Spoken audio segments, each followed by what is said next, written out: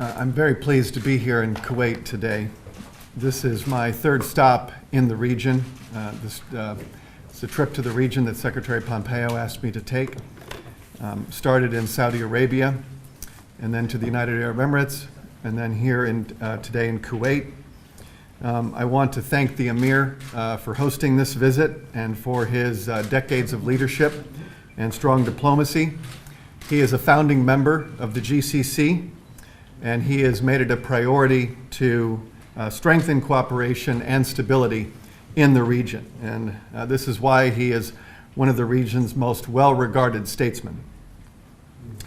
We want to thank Kuwait for hosting and stationing American troops.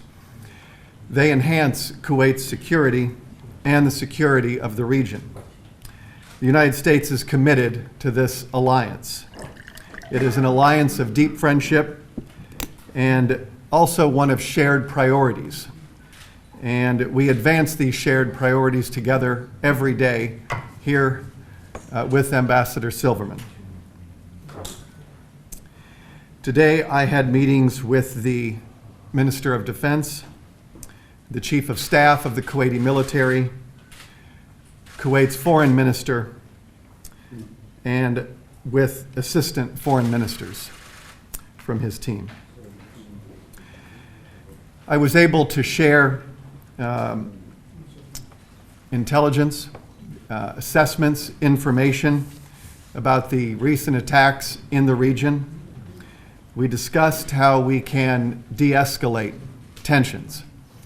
And the tensions that in the region have been driven by Iran.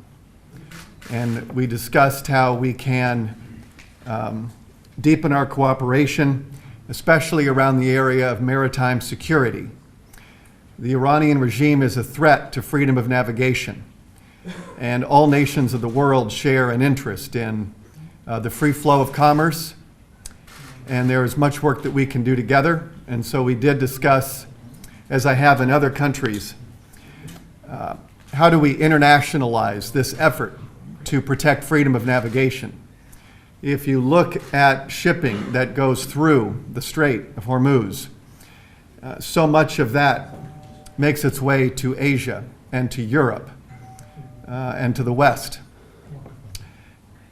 In the attacks in Fujairah, there were 17 countries who had equities who were affected adversely by those attacks. And we have done a lot of good work in the UN Security Council. There'll be more work coming shortly in the UN Security Council. Kuwait is the president of the UN Security Council for the month of June, and I had a chance to speak with their assistant foreign minister who leads the work of international organizations. We think the UN Security Council can play an important role. Other organizations also can play a role because this is a global threat that requires a global response. So we did have good discussions about how to de-escalate tensions. I explained that our Iran strategy has many objectives, but two principal objectives are to deny the regime the revenue that it needs to run an expansionist and violent foreign policy. The Iranian regime provides lethal assistance and funding to its terrorist proxies around the region, and they aspire to create a Shia corridor of power to dominate the Middle East. And so much of the instability that we see in the Middle East is driven by the Islamic Republic of Iran. And this is why Secretary Pompeo has identified Iran as the most significant threat to peace and stability in the Middle East. The United States and Kuwait share the common goal of protecting maritime security. I think we share very similar views about the situation, and we are united in addressing the current tensions through diplomatic means. We have kept our foreign policy squarely in diplomatic channels, and our diplomacy does not entitle Iran to respond with military force and violence. But unfortunately, this is a pattern of Iran. They do not respond to pressure by following recognized international norms. This is a regime that for 40 years has used violence and terror as a tool of statecraft. And the Iranian regime needs to meet diplomacy with diplomacy and not with violence and threats of nuclear blackmail. Happy to take a few questions. Just go ahead and do some translation. راح بشكل مختصر أكيد كان في هناك العديد من النقاط اللي طرحها المبعوث الأمريكي. بالمختصر أكيد هو سعيد لوجوده ولتواجده في دولة الكويت. وطبعا هي المحطة الثالثة له من ضمن جولة إقليمية خليجية بطلب من وزير الخارجية الأمريكي مايك بومبيو. كانت أول محطة هي السعودية ومن ثم الإمارات والآن هو في الكويت. يتقدم بالشكر والتقدير لسمو أمير الكويت للدعم المتواصل وبالطبع الدعم التي تقدمه الكويت للولايات المتحدة الأمريكية حكومة وأيضا للتواجد العسكري الأمريكي في الكويت. وبالطبع سمو الأمير هو من مؤسسي مجلس التعاون الخليجي، له دور حيوي وأساسي فيما في الاستقرار وأمن المنطقة. هو حريص على ذلك وبالتالي نتقدم بالشكر والتقدير لجهوده المتواصلة، نكن له كل الاحترام والتقدير. وأيضا وجود النقطة حول وجود الأمني أو الجيش الأمريكي والقوات الأمريكية في الكويت هي تعطي المجال للولايات المتحدة الأمريكية للحفاظ على أمن واستقرار دولة الكويت، أمن واستقرار المنطقة.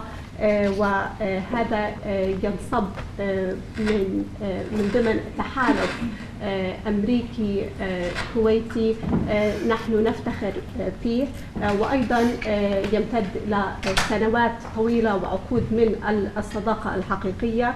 هناك أولويات مشتركة تجمع الجانب الأمريكي والكويتي، ولهذا نحن هنا. وأيضا تتقدم كل هذه الأولويات بوجود السفير الأمريكي وجهود السفارة.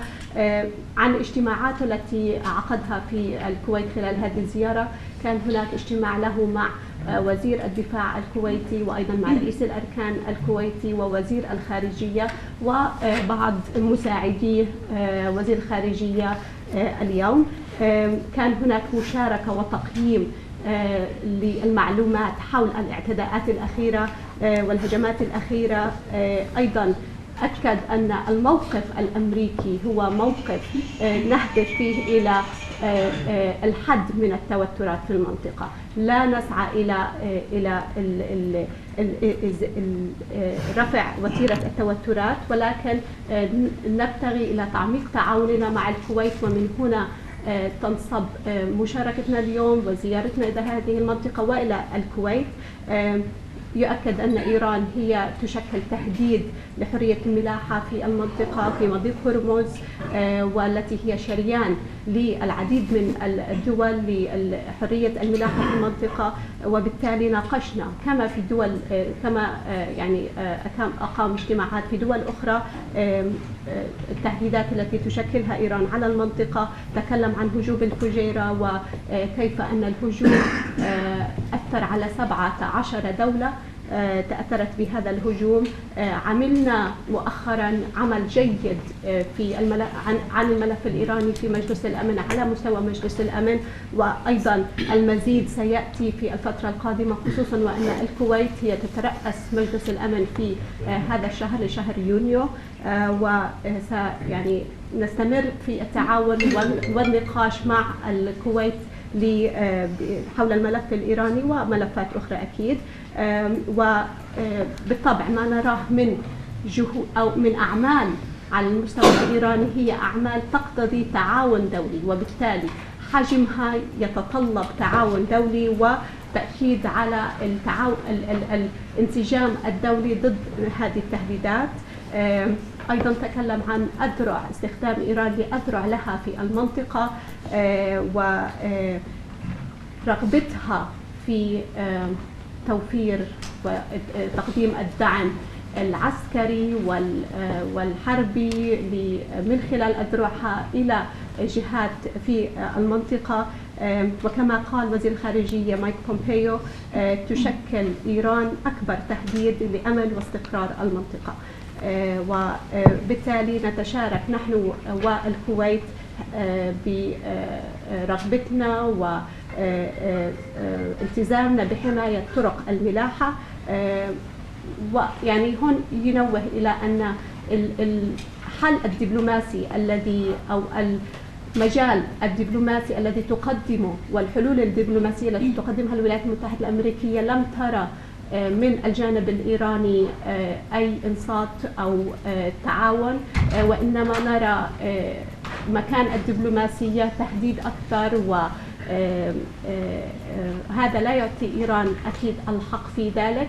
يجب أن تواجه إيران الدبلوماسية بدبلوماسية مماثلة.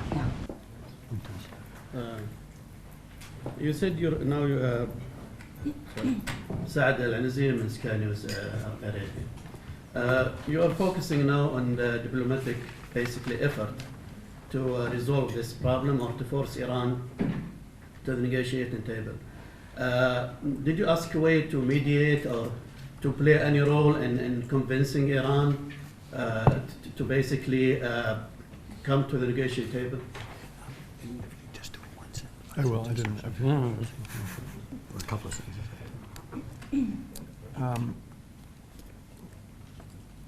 Kuwait has, over many years as a leader in the GCC, played a very helpful role. We encourage all nations to use their diplomatic efforts to urge Iran to de-escalate and to meet diplomacy with diplomacy. Japanese Prime Minister Abe did make a proposal that President Trump endorsed, that he traveled to Iran, and this was an historic visit for the Japanese Prime Minister to travel to Iran with the message of de-escalation. The Supreme Leader of Iran rejected that diplomacy and, for good measure, attacked a Japanese oil tanker, and also made clear that they are not interested in diplomacy. Our pressure campaign will continue. We will be increasing our sanctions, as President Trump announced today, and there will be more sanctions to come. كان السؤال يتعلق بالجهود التي نراها من الجانب الأمريكي لحث الجانب الإيراني للجلوس على طاولة المفاوضات. يقول كانت إجابة المبعوث الأمريكي أن وكان السؤال: هل طلبتم من الكويت أن تلعب دور الوسيط مع إيران؟ قال المبعوث الأمريكي أنه تلعب الكويت وغيرها من الدول دور مميز في الأمن والدبلوماسية في هذه المنطقة. وأيضا يعني أعطى مثال أنه للأسف حين تقدم الولايات المتحدة الأمريكية حلا دبلوماسيا للجانب الإيراني لا نلقى التعاون والتجاوب معنا. فأعطى مثال الزيارة الأخيرة لرئيس الوزراء الياباني، والذي حاول فيها وزير الخارجية الياباني، والتي حاول فيها عرض زيارة للجانب الإيراني يعني إبداء التعاون، والتي لو حدثت كانت ستكون زيارة تاريخية، وبالتالي رفضت إيران الدبلوماسية اليابانية وردت على الدبلوماسية بمهاجمة الناقلات النفط. فبالتالي للأسف نرى يعني عدم تعاون وعدم تجاوب إيراني مع الجانب مع الأساليب والمحاولات الدبلوماسية. سميرة from النهار. Hi, Excellency. Samira from Nahar newspaper. I can ask you in Arabic and Rachel, she will translate my question. ذكرتم سعادتك أنكم جئتم من الإمارات بعدما زرتم المملكة العربية السعودية ولكم جولة مستمرة في دول الخليج جميعا. كيف تجدون الموقف الخليجي تجاه ما يحدث من تصعيد، وهل من أفكار طرحت خلال هذه الزيارات لرفع الصدع؟ الأمر الآخر يتعلق بعدم توجيه الضربة بعد إلغائها من قبل الرئيس الأمريكي دونالد ترامب إلى إيران أو نحو إيران. البعض قرأ أن عدم التوجيه هو خوف من القدرات الإيرانية. كيف تردون على هذا؟ So it's a twofold question. The first one, your assessment from your recent GCC tour. You've been to Saudi, to the UAE, now in Kuwait. What's your assessment? What's the GCC stance when it comes to Iran and its actions in the region and the US efforts in combating that? The second question is the recent decision by President Trump to actually stop the airstrike against Iran just 10 minutes before it was scheduled to happen. Some people read that as fear by the US from the Iranian capabilities. What's your comment on that, or at least that interpretation?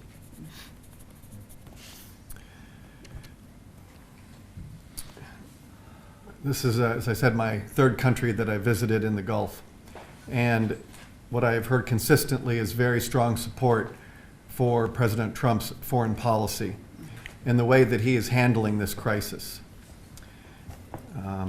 I've also seen that reflected in much of the news reporting, that they appreciate the way that he has kept this foreign policy of diplomatic isolation and economic pressure squarely in diplomatic channels.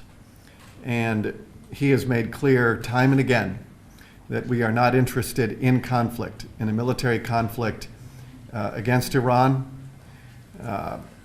We have enhanced our force posture in the region for purely defensive purposes.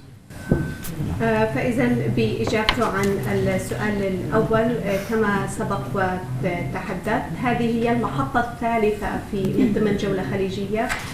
ما رأيته هو كان دعم قوي ممن التقيتهم، خصوصا مع طريقة تعامل الرئيس ترامب مع الملف الإيراني، وبالتالي حتى التغطية الإعلامية التي قرأناها كانت أيضا داعمة للجهود الأمريكية وموقف الرئيس ترامب الذي اعتمد في الفترة الأخيرة على العقوبات الاقتصادية، التضييق على إيران اقتصاديا، وبالتالي هذا ما نسعاه. وأكدنا مرارا وتكرارا لا تريد الولايات المتحدة الأمريكية الانخراط والتورط في حرب، ليست هذه رغبتنا، وبالتالي ليست رغبة الولايات المتحدة الأمريكية الدخول في حرب مع إيران، فسنكتفي بالشق الدبلوماسي بهذه الفترة. The second one is, I just wanted to finish the answer to the first one. I have heard some concerns that we have backed Iran into a corner. That is not the case. For the last year, since the time leaving the Iran nuclear deal, the President and the Secretary of State have made clear that we are open to negotiations. We seek a diplomatic solution to the threats to peace and security that Iran presents. Secretary Pompeo has said in the past that he would meet without preconditions. Iran has responded to these repeated overtures by rejecting offers of diplomacy.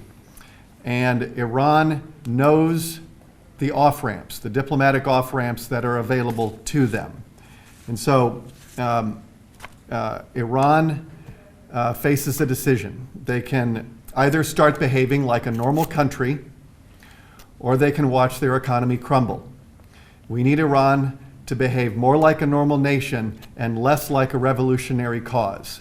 And if we can imagine a more peaceful Iran, it is very easy to imagine a much more peaceful Middle East.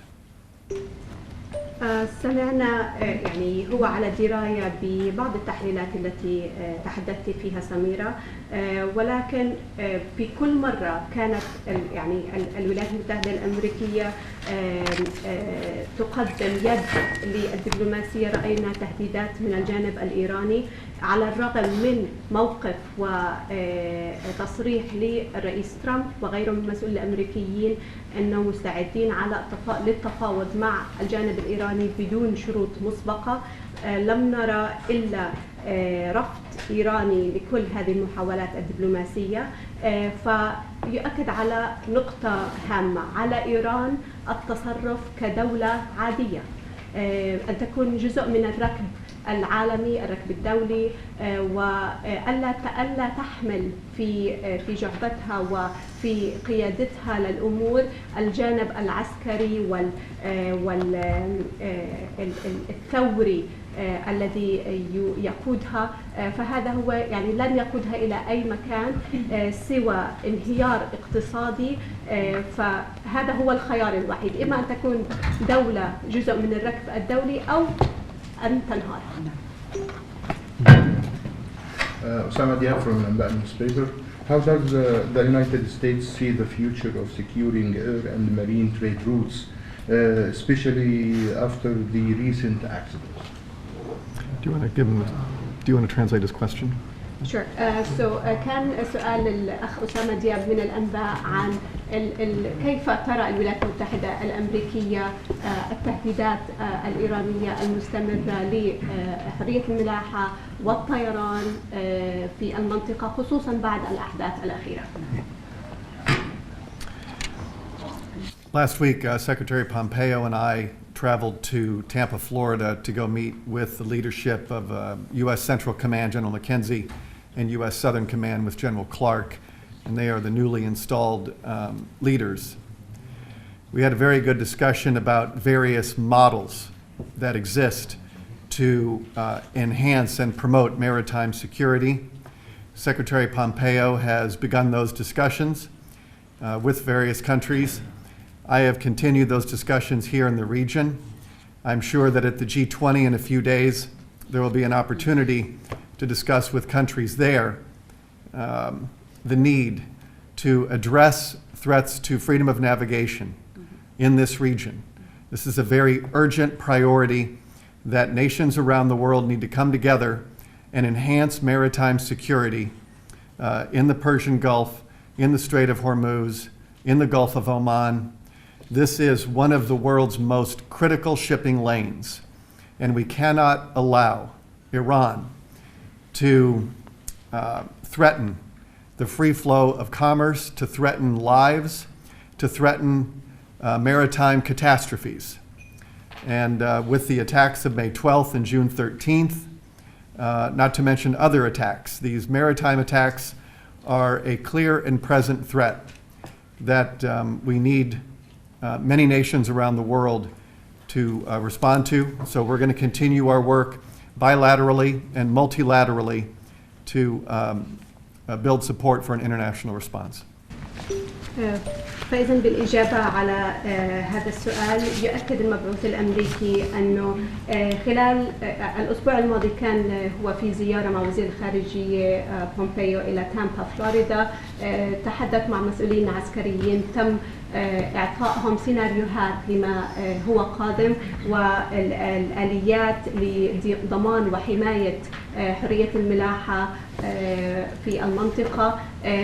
ومن خلال ما تقدم لهم الأسبوع الماضي استمر المبعوث الأمريكي خلال محادثاته في الجولة التي قام بها بعرض ومناقشة هذه السيناريوهات مع الحلفاء في المنطقة. وهذه يعني أكيد حماية الممرات البحرية وحرية الملاحة هي من أولويات. هناك يعني أهمية قصوى لنقاش مناقشة وبحث وإيجاد طرق لتعزيز حماية هذه الممرات. فإحنا نتكلم عن ويتمنى أنه في الأسبوع القادم أيضا مجموعة الدول العشرين سيستمروا في هذه المناقشات، فهي أولوية هامة.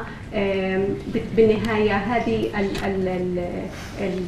مضيق هرمز وغيرها من المضائق والممرات البحرية هي شريان رئيسي ومحوري للمنطقة، ويجب علينا المحافظة عليها، خصوصا لأن هناك التصرفات والتهديدات الإيرانية تهدد الأرواح، وهناك مصائب حصلت مؤخرا. نعرف جميعنا الهجمات التي حدثت مؤخرا، فهذه التهديدات تحمل طابع دولي، وبالتالي نقاشها يجب أن يكون على مستوى دولي. including G20. مجموعة العشرين. We'll give Bloomberg please. بس عم بحاول أنوع بين محلي دولي وإقليمي. Please go ahead. What sanctions are you planning to impose on Iran tomorrow? Can you give us any details? And also, are there any back channels open that could at least, prevent an escalation, if not, some peace? Thank you. فإذا سؤال فيونا من بلومبرج هو عن طبيعة العقوبات التي ستفرضها الولايات المتحدة الأمريكية على إيران غدا، وإن كان هناك هل هناك ما نقول محطات أو طرق خلفية للنقاشات وإمكانية إيجاد حل مع الجانب الإيراني. We never preview our sanctions, and so I don't have any comment on that other than to say that we will be increasing our sanctions on Iran. To date, we have imposed sanctions on Iran's three largest sources of export revenue: oil exports, petrochemical exports, and industrial metals, precious metals. This is the price that that the regime is paying for behaving like an outlaw regime. We are committed to this policy to deny Iran the revenue it needs to destabilize the region. And we are very pleased with the results that we have been seeing. There have been many press stories since March documenting how Iran's proxies around the region today are weaker than they were before our sanctions went into effect. بالإجابة على السؤال، يؤكد المبعوث الأمريكي أنه الولايات المتحدة الأمريكية لا تعرض العقوبات قبل موعدها بشكل عام، وبالتالي ولكن يؤكد أن هناك سيكون هناك رفع لمستوى العقوبات التي سيفرضها الجانب الأمريكي على إيران، وتكلم عن 3 محاور رئيسية التي عملت فيها الولايات المتحدة الأمريكية فيما يتعلق بالجانب العقوبات، وهي منع إيران من الاستفادة من مصادر الدخل من طبعا بيع النفط والصناعات البتروكيميائية، وأيضا المعادن التي تساعد في الصناعات. وبالتالي هناك مصادر دخل لإيران رئيسية، منابع رئيسية لها غير موجودة حاليا، وبالتالي هذا يقلل من إمكانية أو قدرة إيران على التوسع في رقعة التهديدات. وكما نعي جميعا أذرع إيران في المنطقة هم في أضعف مراحل لهم في هذه المرحلة وهذه الفترة، وبالتالي هناك التزام ملتزمون نحن في الولايات المتحدة الأمريكية لمنع إيران من التكسب من مصادر الدخل هذه، ومستمرون في هذا الأمر. Just 1 second. Just a minute. Well, I've got to answer her second question. There is no back channel currently. The president did not pass a message to Oman.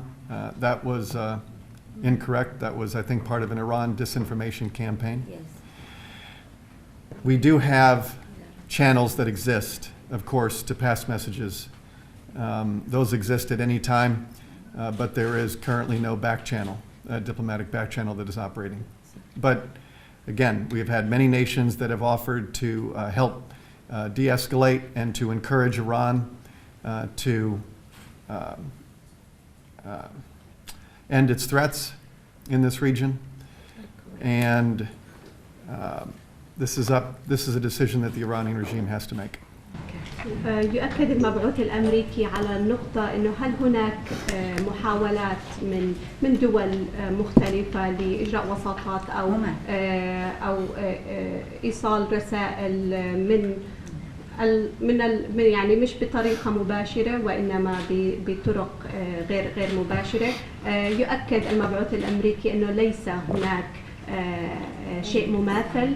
يؤكد أنه أيضا هذا كان جزء، خصوصا ما أكده الرئيس ترامب، أنه هو لم يرسل رسالة تهديد عن طريق عمان لإيران، وبالتالي هذه أمور يعني للأسف هي جزء من حملة إيرانية مغرضة، خلينا نقول بعدم توفير معلومات دقيقة، وبالتالي لا وجود لمثل هذه القنوات. هناك رغبة، أكيد تلقينا عروض ورغبة من عدة دول لوساطة أو لجهود، يعني هم مستعدين لطرح وتقديم جهودهم لمنع إيران من التوسع في تهديداتها، وأيضا وبالطبع نواصل النقاش والمحادثات مع هذه الدول. شوقي محمود، جريدة السياسة الكويتية. شكرا سعد صدرك والجولة التي قمتم بها. سؤالي محدد: هل ناقشت مع المسؤولين الكويتيين العسكريين والسياسيين انتشار قوات أمريكية جديدة في الكويت بالإضافة إلى القوات اللي موجودة حاليا؟ شكرا معنا. So the question is from Mr. Shawqi Mahmoud from a local Kuwaiti newspaper, السياسة newspaper. His question is, during your discussions with Kuwaiti military and political officials, did you discuss the possibility of bringing more U.S. troops to the region to counter the Iranian threat? We did have discussions about our current force posture and how we have enhanced it, and we think that this will provide a deterrent effect. It has provided a deterrent effect in many ways. So we did have discussions about our current posture in the region. General McKenzie at CENTCOM and the President's National Security Cabinet look at this day by day to make sure that we have the right balance of troops in the region.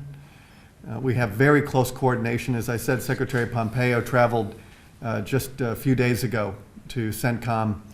We have very tight coordination within the President's National Security Cabinet, and making sure that we have the right force posture in the region is always a priority, and we will get it right.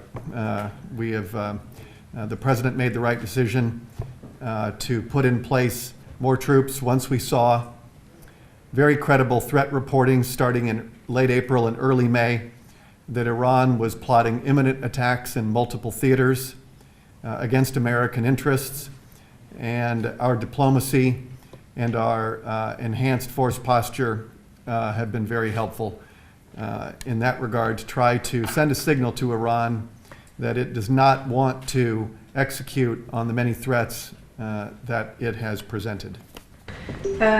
يؤكد المبعوث الأمريكي على سؤال الأخ شوقي أنه هناك نقاشات مستمرة وتقييم للوضع الأمني والعسكري والوجود الأمريكي في المنطقة على مستويات عدة. تكلم عن مجلس الأمن الأمريكي، أيضا تكلم عن الدور الذي تلعبه سنتكوم، وأيضا عديد من الجهات الأمريكية التي تقيم وباستمرار بشكل مستمر التهديدات الإيرانية، الوضع الأمني العسكري في المنطقة، وبالتالي هناك تنسيق مستمر بين الأطراف الأمريكية حول هذا الموضوع، ونأخذ أكيد بعين الاعتبار أي تهديد للمصالح الأمريكية والحلفاء الأمريكيين، ويؤكد أنه أو يوافق ويرى أن تصرف الرئيس ترامب في أواخر شهر أبريل بداية شهر مايو كان تصرفه سليم جدا بإرسال الدعم العسكري إلى المنطقة بحاملة الطائرات والقوات التي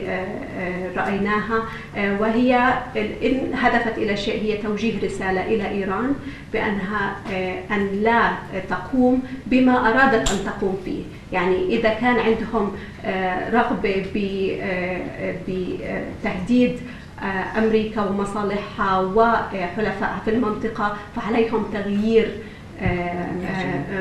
النهج والطريقة وتفكيرهم. جزيرة. سعيد من الجزيرة. قبل شوي تكلم المندوب أو الممثل الأمريكي عن التنسيق مع الكويت في الخارجية، بحكم أن الكويت هي الآن رئيسة في مجلس الأمن. هل تم الطلب من الكويت بتقديم مشروع حول هذه التصعيد الإيراني الأخير مع حلفائها؟ هل طلب هذا الأمر بشكل واضح من الكويت؟ وهل الكويت أبلغتكم بأنها يعني الكويت دائما تؤكد على الحوار في هذا، أو الحل دائما لهذا التصعيد هو الحوار؟ هل تم إبلاغ الجانب الأمريكي بهذا الأمر؟ Saad Saidi from Al Jazeera channel. His question is about, you mentioned your talks and coordination with the Kuwaitis on the UN Security Council level, especially that Kuwait is currently heading the council for the month of June. Is there a proposal or a request from the U.S. for a proposal on the UNSC level that targets Iran? And what was the Kuwaiti answer to that? What's the response? And during your discussions with the Kuwaiti officials, usually Kuwait, according to Mr. Saidi, emphasizes its preference for negotiations and the diplomatic channel. Is that something that the Kuwaitis have delivered, have again reiterated during your discussions with them today? To be a diplomatic channel? To be, no, to they engage in dialogue. In dialogue, more than military action. The purpose of the UN Security Council, by its charter, is to address threats to international peace and security.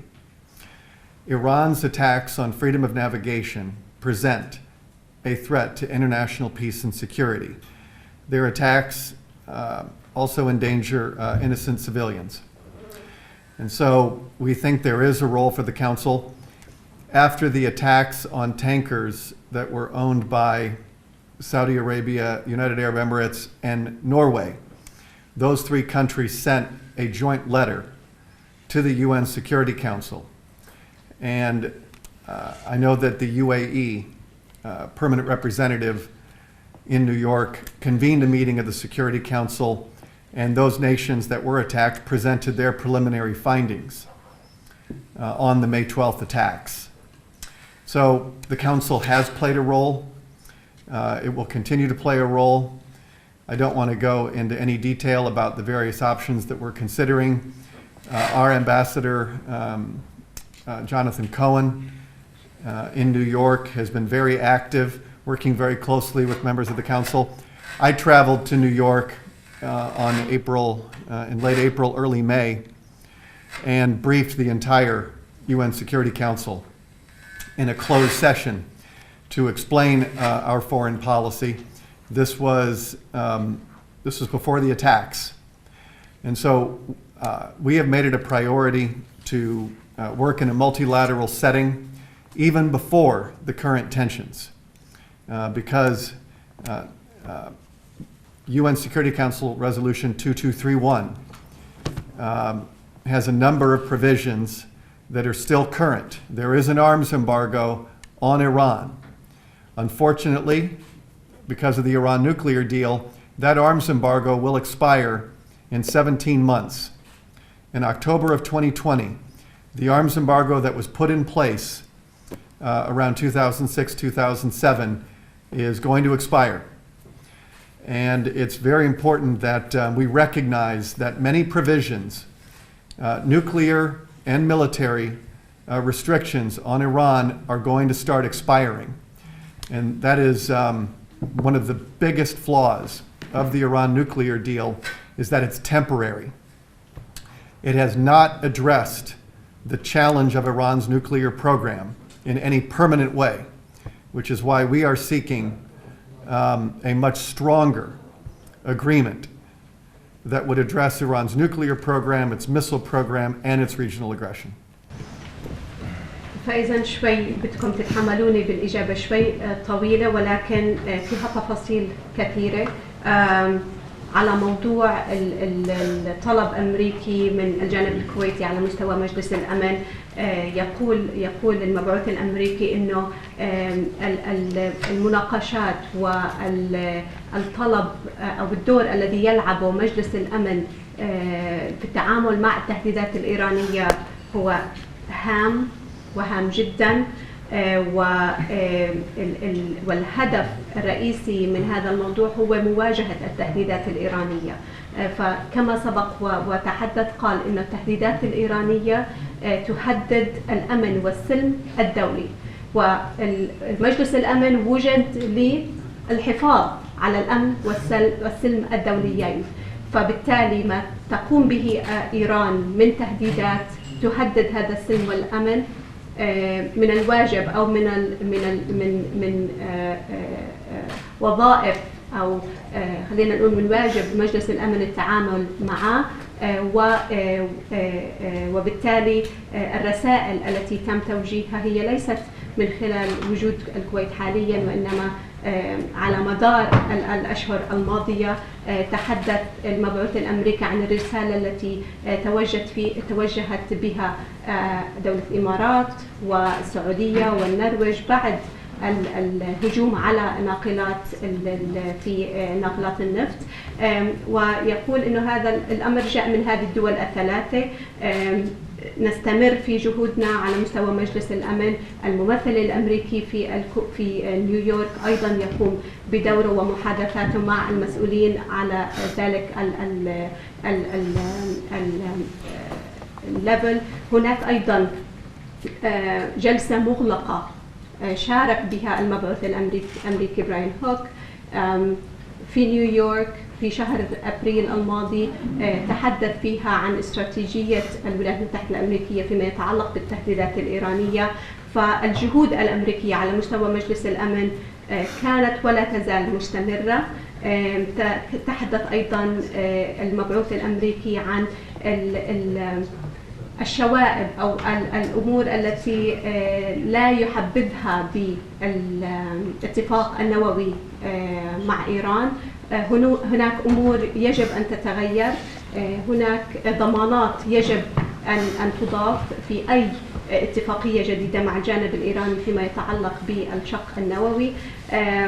لا يجب الاستخفاف بالتهديدات الإيرانية. تكلم عن المنع الإيراني، المنع ضد إيران فيما يتعلق بالأسلحة وبيع الأسلحة، والتي يعني ستنتهي خلال 17 شهر.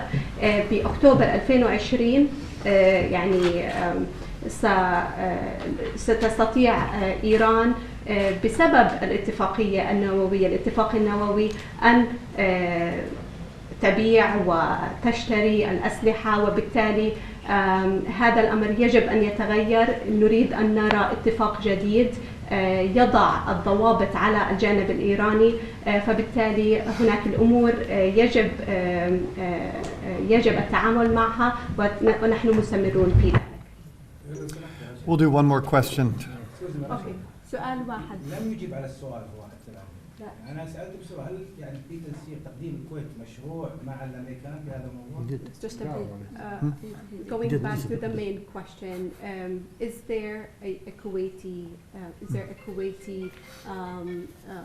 plan to present a resolution to the UN in that. Yes, he's using مشروع as Yes. a draft resolution. Yes, no? the draft resolution. Yes. I'm not going to get into the details of sort of sensitive discussions with regard to the role the UN Security Council can play.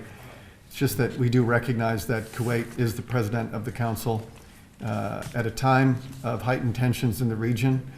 The Council has played a role in terms of being made aware of the attacks here in the region, and will continue discussions with Kuwait and other members of the Council about the appropriate response. One more question. I'll just translate. Oh, I'm sorry. Sorry, go I'll just ahead. translate very quickly. بس الجانب المهم من الموضوع انه هو لا يريد المبعوث الامريكي ان يخوض في تفاصيل المحادثات السريه على مستوى مجلس الامن. يؤكد على الدور الحيوي والرئيسي للكويت كونها تترأس مجلس الامن في هذه الفتره في هذا الشهر. تستمر المحاولات الأمريكية والنقاشات على مستوى مجلس الأمن، فهو ليس هناك ليس عنده ما يضيف في هذا النطاق. Okay, this is Shahid al-Matrouk from an Arabic news channel. I'll ask my question in Arabic. Okay. في عربي English. نشاطات إيران التخريبية متصاعدة في الفترة الأخيرة. في حال تكرارها هل ستكون واشنطن حاسمة بردها أم أن الخيار العسكري لن يكون من ضمن الخيارات لم يعد متداولا؟ الشق الثاني من السؤال: ألن يكون الرئيس ترامب محرجا في حال كررت إيران أعمالها التخريبية واحتفاظه بحق الرد أم لا؟ Okay, so the first question is, in case we saw an escalation and other threats by the Iranian side, similar attacks, is the military action an option or is it not?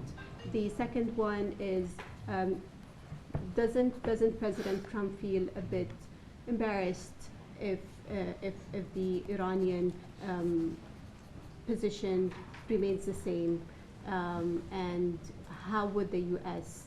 basically act? Meaning if they continue the attacks. If they continue the attacks. The president has said that the military option remains on the table, but it remains on the table in the event that we are attacked. And it's very important to understand that distinction. Our troops are positioned in the current threat environment in a defensive way, and we have made clear time and again that we are not seeking a conflict with Iran.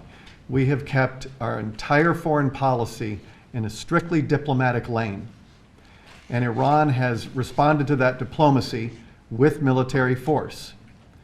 And we have we have sent 1,000 more troops into the region to ensure that if we are attacked, that we're in a position to respond with military force. But that is only if. And so these troops are here for defensive purposes. We are very pleased, to answer your second question, we are very pleased with the success we are having with a new foreign policy to Iran. We have applied sanctions on Iran that do not have any historic precedent. I should give you a chance to.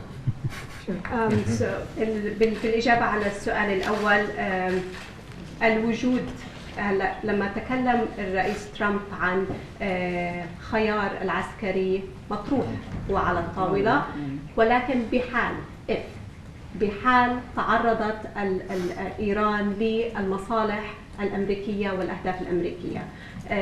يؤكد أنه الوضع الحالي أو المسار الذي اختارته الولايات المتحدة الأمريكية هو مسار الدفاع وليس الهجوم، والقوات الأمريكية في البيئة الحالية التي نراها هي في طبيعة للدفاع.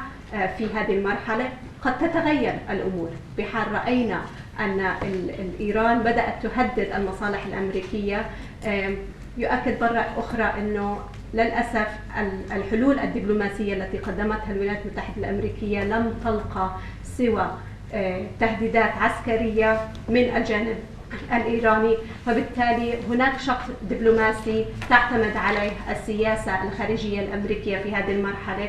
قمنا بإرسال 1000 جندي إضافي إلى المنطقة كرسالة لتعي إيران أنها بحال تعرضت للأهداف أو المصالح الأمريكية سيكون هناك رد من الجانب الأمريكي. فبالتالي نحن في حالة تأهب بحال قررت إيران أو استهدفت المصالح الأمريكية. We are holding Iran accountable for its revolutionary and expansionist foreign policy. Iran does not like to be countered. They have been able to run their aggressive foreign policy for many years without much consequence.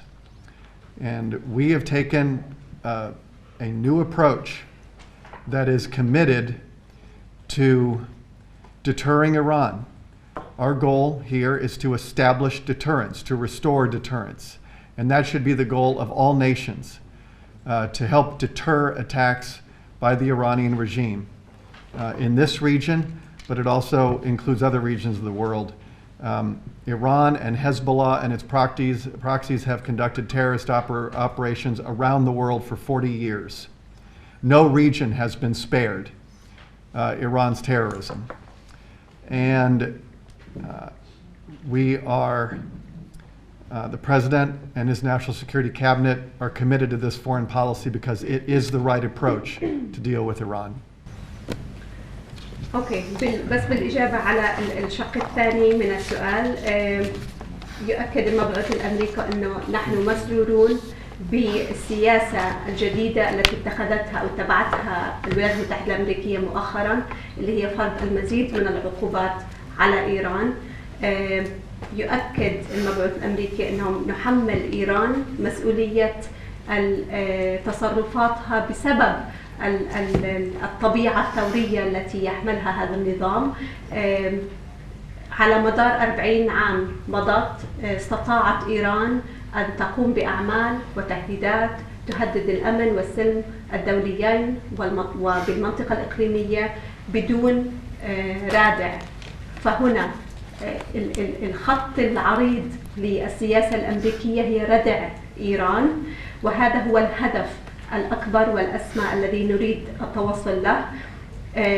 الأعمال التخريبية الإيرانية لم تهدد، يعني إذا رأينا ما تعمل أذرعها في المنطقة سواء بالكويت وغيرها، سواء في المنطقة عفوا لم يقل الكويت، في المنطقة ما تقوم به حزب الله وغيرها من أذرع إيران في المنطقة، هذا يؤكد أنها على مدار سنوات استطاعت أن تهدد الأمن والسلم الإقليمي والدولي، وبالتالي جاء الوقت لوقف هذه التهديدات. Okay, thank you very much. Thank you.